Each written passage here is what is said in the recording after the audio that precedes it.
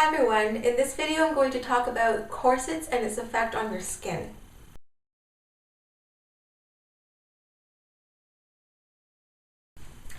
The first topic I'm going to talk about is sweating. Obviously everybody has experienced it. This is more of a problem if you have corsets or liners that are made from synthetic fabrics instead of natural fabrics. So if you choose more natural threads and fabrics like silk, cotton, leather, those are a lot more breathable and will be much healthier for your skin than polyester, nylon, or PVC. So what's the problem with sweating? Other than, it's hot, it's wet, it's uncomfortable, it can worsen your itching and your chafing, and it can also cause a breeding ground for microbes underneath your corset.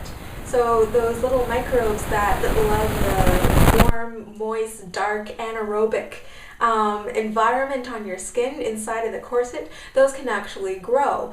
And you don't want that to happen because that means that you're going to get your corset dirtier and your sweat can actually damage your corset.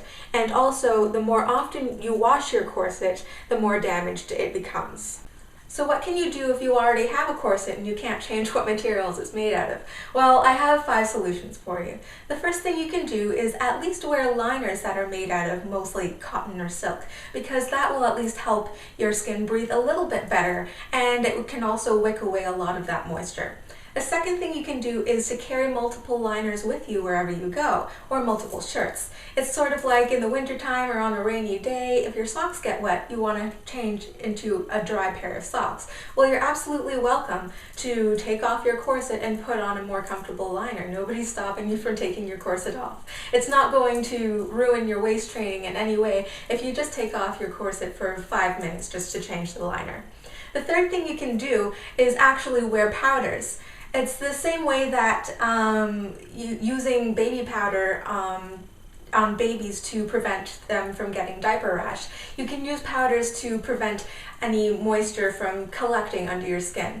I have heard rumors about talcum powder, which is one of the base powders in baby powder, causing cancer. I'm not sure how true that is, but if you're worried about that, you can always use cornstarch.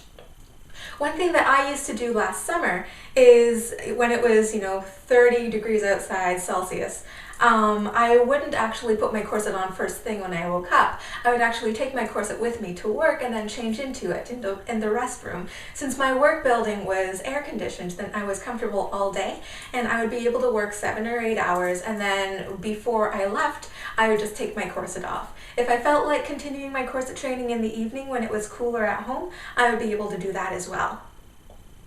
One of the last things you can do is you can actually hire a corseteer to make you a summer corset. What a summer corset is, it's much lighter than a normal corset, and it's usually made out of just one layer of a very, very strong material like a sport mesh, and that allows your skin to breathe a little bit better.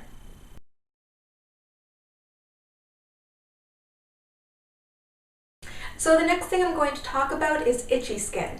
Well, itching can be caused by both sweating and dry skin. Since I already covered the sweating, let's cover dry skin. Well, what can you do for dry skin? Easy, moisturize. What I like to use when my skin becomes chapped in the winter is I like to use some sort of body butter, especially cocoa butter or coconut oil. I find that works really, really well. If you don't like the greasy feeling, you can always use udder cream. What that is it actually does soothe the udders of cows. It doesn't come from cows, it actually is used on cows.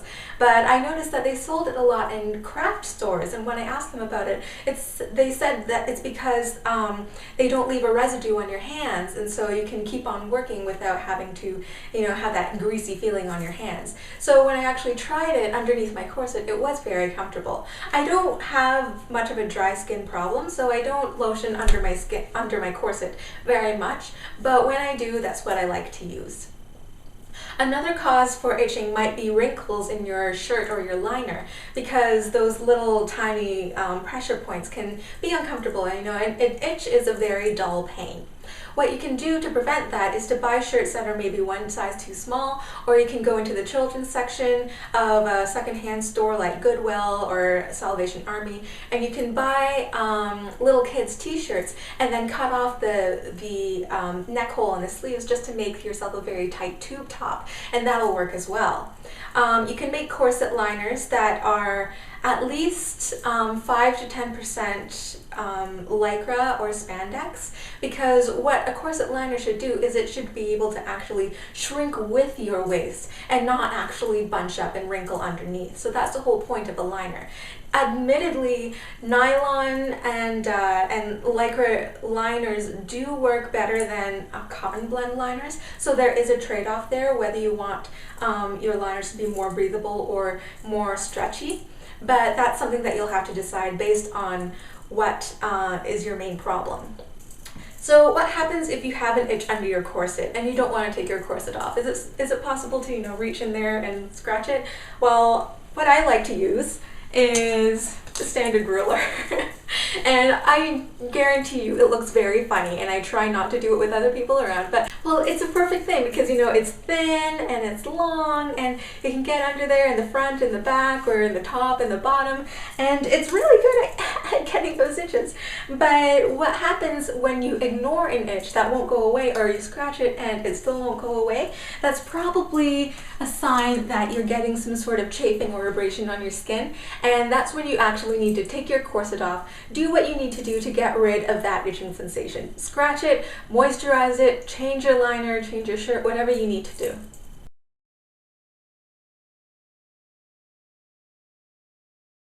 So let's actually move on to chafing and burning skin. So like I said before, this might be what happens when you ignore an itch, or it might just come up spontaneously on its own.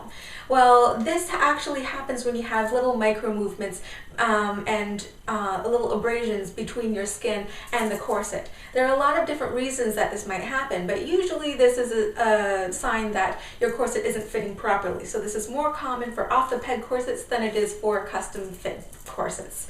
If the corset is not very well constructed, then sometimes internal boning channels, that's when the boning is set in little strips of cloth on the inside of your corset as opposed to the sandwich method or on the outside of the corset. Those internal boning channels can cause chafing as well.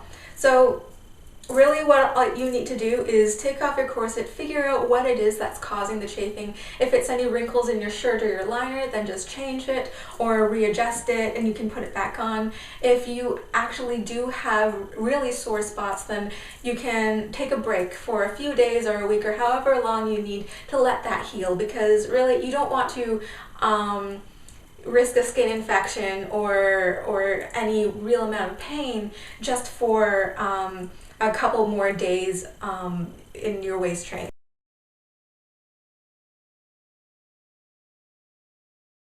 So the next thing I'm going to talk about, which may or may not be a problem depending on how you look at it, is toughening of your skin. So I have heard of people having corsets toughen the skin on their torso the same way that sandals in the summertime toughen the skin on your feet.